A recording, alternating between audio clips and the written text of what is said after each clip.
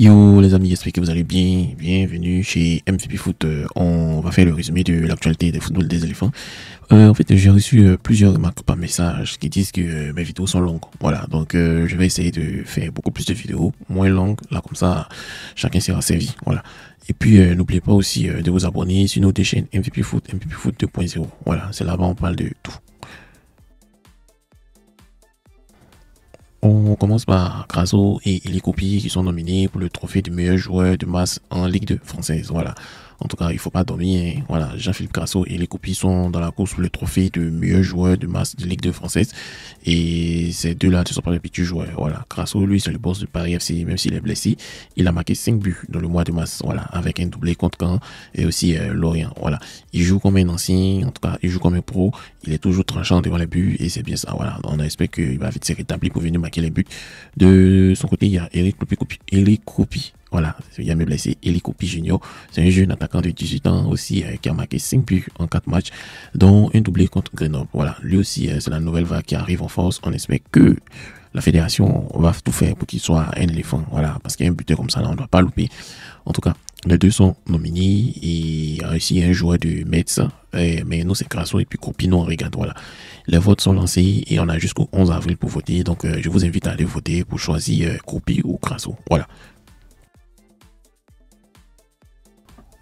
On continue avec une info, une rumeur mercato où le FC Nantes qui veut acheter. Voilà, Simon Adingra. Voilà, les Canaries sont chauds pour le mercato estival. Donc il y a les bruits qui courent qu'ils ont jeté les dévolus sur Simon Adingra, l'ailier de Brighton pour tenir le côté droit en attaque. Voilà, on sait tous que Adingra il est rapide comme un léopard et il s'est fait mal devant. Voilà, en tout cas.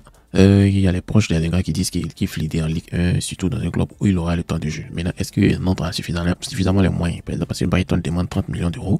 Or, 30 millions d'euros, ça peut faire la masse salariale de l'équipe. Est-ce que Nantes a suffisamment les moyens? Donc, il y a les équipes comme, je dirais, Nice, Monaco, Strasbourg, qui ont besoin quoi, voilà, d'Adingra. Donc mais bon, le coach de Nantes est en train de pousser parce qu'il aime le profil offensif, il aime le profil d'Adingra parce qu'il va vite et il coche toutes les cases de son rêve. Voilà, donc il faut que les finances de Nantes répondent ok et ça sera le jackpot. Et aussi bon, c'est ça, donc on va voir ce que ça va donner. En tout cas, le mercato est bien lancé avec nos Ivoiriens. Voilà.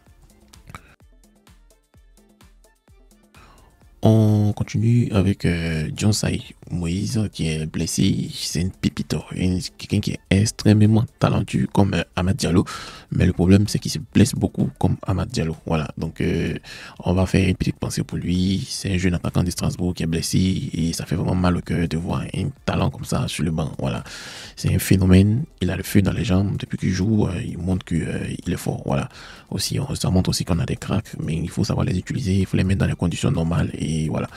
Bon, on espère que son corps va le laisser exprimer son art parce que on sait que les blessures, ce n'est pas facile. C'est un guerrier, donc il va revenir fort avec détermination pour casser les défenses. Donc on lui envoie plein de courage et on espère qu'il va revenir vite. Voilà.